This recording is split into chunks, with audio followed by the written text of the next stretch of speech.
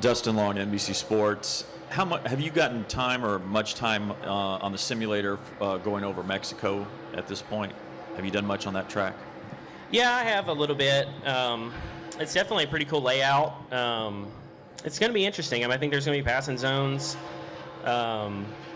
There's going to be issues with track limits in the S's, right? Because they're just tight. Like you can just tell.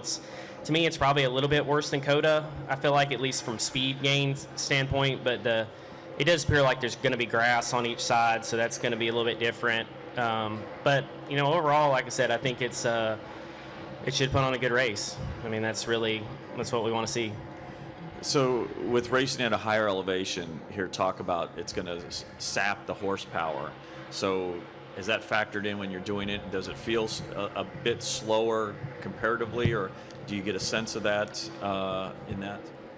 It's hard to get a sense of that. Our engineers and everybody at Ford kind of was talking about that, and we're trying to recreate it, I guess, or think about it. But I'll be honest, I've never had that experience, or never raced in a higher elevation like that to really know how much it'll change things or not. Obviously, a bunch of other forms of racing have been there in different places. So obviously can communicate with those guys to get an idea, but I'm not really sure if it'll be enough to notice or not. And is there anything you're doing or can do to prepare yourself and your body for racing at 7,500 feet elevation? I don't know.